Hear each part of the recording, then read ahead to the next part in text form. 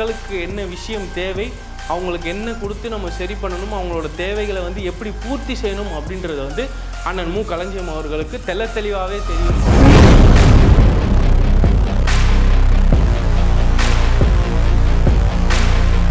இந்த அளவுக்கு இன்றைக்கி தமிழ் தேசியம் ஒரு மலருது அப்படின்றதுக்கான காரணம் நாம் தமிழர் கட்சியோட ஒன்றிணைஞ்சு இருக்கிற பல அமைப்புகளும் அப்படின்றத நம்ம கண்டிப்பாக சொல்லி ஆகணும்.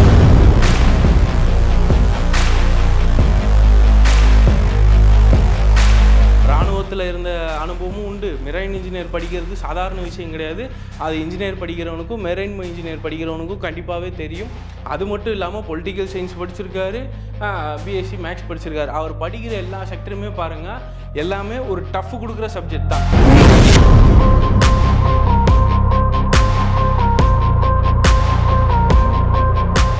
காலம் கடந்து வாழும் தமிழை வாழ்த்து இந்த நிகழ்ச்சிக்கு வரவேற்பதில் மகிழ்ச்சி. இது அதிகாரம், உங்கள் குரல் உங்களுக்காக.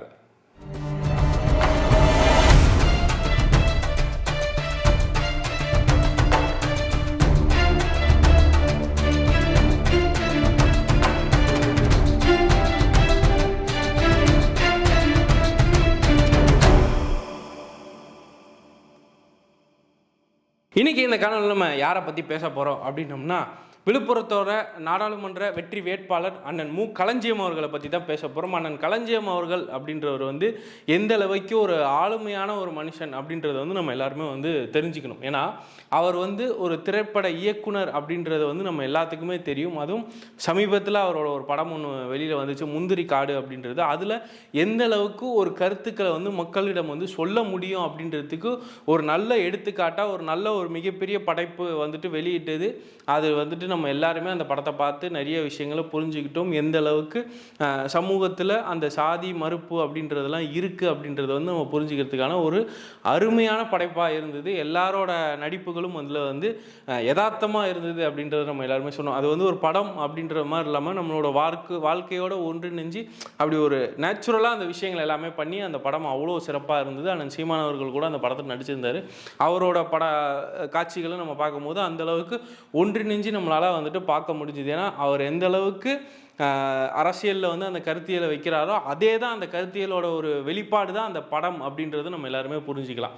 அப்போ அண்ணன் மு களஞ்சியம் அவர்கள் பார்த்திங்கன்னா எந்த அளவுக்கு சமுதாயத்தில் ஒரு பிரச்சனை இருக்குது, அதை எப்படி சரி பண்ணணும்னு ஒரு திரையுலகம் மூலியமாக வந்து காட்டுற ஒரு மனிதர் அப்படின்றவர் வந்து இன்றைக்கி களத்தில் இறங்கி மக்களோட நின்று மக்களுக்கு என்ன விஷயம் தேவை, அவங்களுக்கு என்ன கொடுத்து நம்ம சரி பண்ணணும், அவங்களோட தேவைகளை வந்து எப்படி பூர்த்தி செய்யணும் அப்படின்றது வந்து அண்ணன் மு களஞ்சியம் அவர்களுக்கு தெளிவாகவே தெரியும் அப்படின்றது தான் நான் சொல்ல வர விஷயம். ஏன்னா ஒரு திரைப்பட இயக்குனர் அப்படின்றது எந்த அளவுக்கு ஒரு முதலமைச்சர் அப்படின்றவர் வந்து உட்கார்றாரோ அவருக்கு கீழே எத்தனை பிரிவுகள் எத்தனை இதுகள் வந்தாலும் இந்த தலைமையை தான் கேட்பாங்க அந்த ஒரு விஷயம் நடக்கலைன்னா. அப்போ அதே மாதிரி தான் ஒரு இயக்குனர் அப்படின்னும் போது அவர் தான் அதுக்கு கீழே cameraman, music director, assistant director, light menu, artist, background artist, அதுக்கப்புறம் ஹீரோ, ஹீரோயின், இது எல்லாத்தையுமே ஒன்றிணைஞ்சு அப்படி கொண்டு போய் அப்படி நின்ன இடத்துல எல்லாம் வந்துச்சா போச்சான்னு கேட்டு பக்காவாக பண்ணி கொடுக்கறது யார் அப்படின்னம்னா ஒரு இயக்குனர் தான். அப்போ ஒரு இயக்குனரும் ஒரு மிகப்பெரிய ஒரு அமைச்சர், ஒரு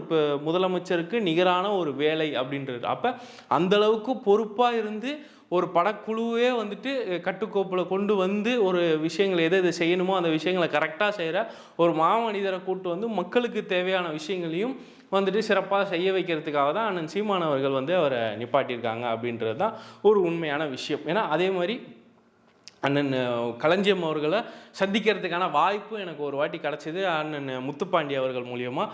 அப்போ அவரை போய் சந்திக்கும் போது அவரோட ஆளுமை திறன் என்ன அப்படின்றத வந்து அவர்கிட்ட வந்து ஒரு 40 நிமிஷம் உரையாடுறதுலே வந்து நான் தெரிஞ்சுக்கிட்டேன் அப்படின்றது தான் உண்மை. ஒரு கலை சார்ந்த விஷயங்களை வந்து எந்த அளவுக்கு ஒரு சுருக்கமாக ஒரு மனுஷங்கள்கிட்ட வந்து கடத்தி எளிய முறையில் சொல்லி அவங்களுக்கு புரிய வைக்கணும் அப்படின்றதுல வந்து அண்ணன் மு களஞ்சியம் அவர்கள் வந்து ஒரு மிகப்பெரிய ஆளுமை உள்ளவர். அப்போ ஒரு மக்களுக்கு எளிய முறையில் எந்த அளவுக்கு அவரோட கருத்துக்களை கொண்டு போய் சேர்த்து அவங்கள்ட்ட வாக்கு பெறணும், அவங்களுக்கு நல்லது செய்யணும் அப்படின்ற அந்த என்ன சொல்கிறது அந்த ஆளுமை வந்துட்டு அண்ணன் மு களஞ்சியம் அவர்கள்ட்ட இருக்குது. அப்போ அதை எனக்கு நேரடியாக பார்க்கறதுக்கான வாய்ப்பும் அண்ணன் முத்துப்பாண்டி அவர்களால் கிடச்சிது. அதே மாதிரி இன்றைக்கி விழுப்புரம் நாடாளுமன்ற தொகுதியில் வந்துட்டு அவர் நிற்கும் போது அப்போ மக்களிடம் எளிமையாக போய் எல்லா விஷயங்களையுமே அவர் நேரடியாக சந்தித்து அவரோட வாக்குகளை அவர் சேகரிச்சுட்டு வரப்போ அப்போ இந்த அளவுக்கு இன்றைக்கி தமிழ் தேசியம் ஒரு மலருது அப்படின்றதுக்கான காரணம் நாம் தமிழர் கட்சியோடு ஒன்றிணைஞ்சு இருக்கிற பல அமைப்புகளும் அப்படின்றத நம்ம கண்டிப்பாக சொல்லி ஆகணும். அதே மாதிரி இந்த மாதிரி ஒரு சில நாம் தமிழர் கட்சியில் அண்ணன் சீமான் அவர்களுக்கு ஒரு மிகப்பெரிய ஒரு அரணாகவும் ஒரு தூணாகவும் நிற்கிறதுலாம் யார் அப்படின்னீங்கன்னா அண்ணன் மு களஞ்சியம் அவர்கள், முத்துப்பாண்டி அண்ணன் அவர்கள், சாட்டை துரைமுருகன், இந்த மாதிரி பல பேர் நம்ம சொல்லிகிட்டே போகலாமா, அண்ணன் இடும்பாவனம் கார்த்தி அவர்கள், இந்த மாதிரி பல பேர் நம்ம சொல்லலாம்.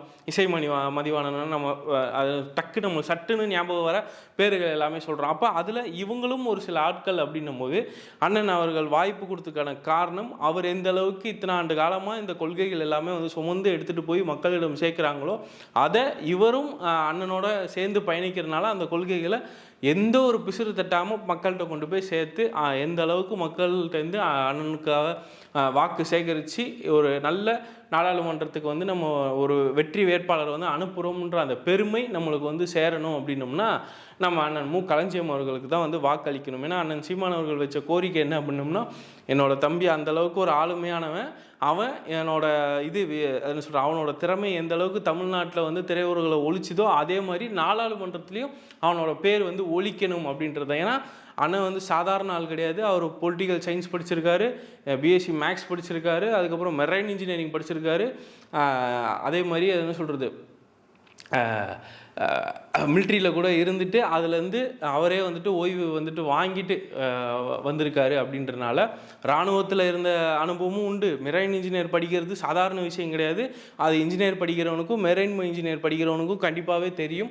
அது மட்டும் இல்லாமல் பொலிட்டிக்கல் சயின்ஸ் படிச்சிருக்காரு, பிஎஸ்சி மேக்ஸ் படிச்சிருக்காரு. அவர் படிக்கிற எல்லா செக்டருமே பாருங்கள் எல்லாமே ஒரு டஃப் கொடுக்குற சப்ஜெக்ட் தான். மேக்ஸ் அப்படின்றது கணக்கு அப்படின்றது சாதாரணமாக எல்லோரும் எடுக்க மாட்டாங்க.